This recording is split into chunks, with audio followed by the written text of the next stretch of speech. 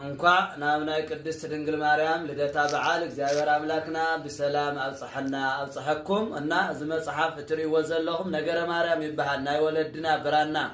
መጽሐፍ ትክክለኛውን ምክንያቱ አብናይ ቅድስት ድንግል ማርያም ኣብ ሓደ ታሪክ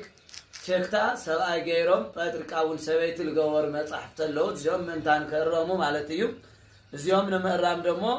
ካብዚ መጽሐፍ ዚ ንረዳ وهلا هذا بيسي مستسرائيل جسمو بطريقة صادق وفرع እግዚአብሔር ويتأمنوا እግዚአብሔር በኩሉ ልቡ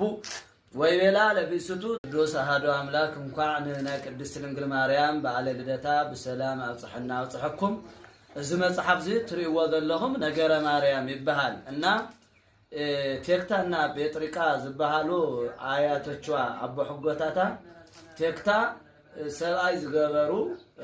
ጴጥርቃ ሰበይቲ ዝገበሩ መጽሐፍት መድበለ ታሪካት ስለዘለው ትክክለኛ ሰብአይ ጴጥሪቃ እዩ ሰበይቲ ደግሞ ቴክታ እያ እዚ ከዓ አበይን ረኾተልና ወሃላ አሐዱ ብእሲ እሙስተ እስራኤል ዘስሙ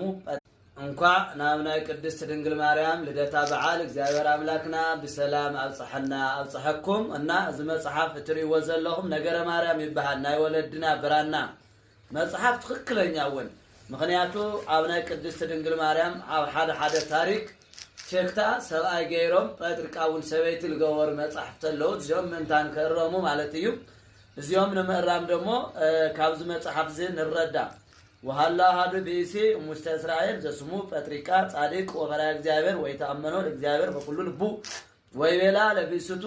እንኳን ናብናይ ቅድስት ድንግል ማርያም ልደታ በዓል እግዚአብሔር አምላክና በሰላም አብጽሐና አብጽሐኩም እና እዚ መጽሐፍ እትሪዎ ዘለኹም ነገረ ማርያም ይባሃል ናይ ወለድና ብራና መጽሐፍ ትክክለኛውን ምክንያቱ አብናይ ቅድስት ድንግል ማርያም ኣብ ሓደ ታሪክ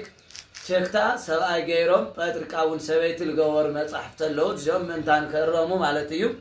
እዚኦም ንምዕራም ደግሞ ካብዚ መጽሐፍ ዚ ንረዳ وهلا هذا بيسي مستسرائيل جسمو بطريقة صادق وفرع እግዚአብሔር ويتأمنوا እግዚአብሔር በኩሉ ልቡ ወይቤላ ለቢስቱ ቅዱስ አሐዱ አምላክ እንኳን ቅድስት ድንግል ማርያም በዓለ ልደታ በሰላም አብጽሐና አብጽሐኩም እዚ መጽሐፍ ዚ ትሪዎ ዘለኹም ነገረ ማርያም ይባሃል እና ቴክታና ጴጥሪቃ ዝበሃሉ አያቶቿ አቦ ሕጎታታ ቴክታ ሰብአይ ዝገበሩ ጴጥርቃ ሰበይቲ ዝገበሩ መጽሐፍት መድበለ ታሪካት ስለዘለው ትክክለኛ ሰብአይ ጴጥሪቃ እዩ ሰበይቲ ደግሞ ቴክታ እያ እዚ ከዓ አበይን ረኾተልና وهلا هذا بيسي እሙስተ እስራኤል ዘስሙ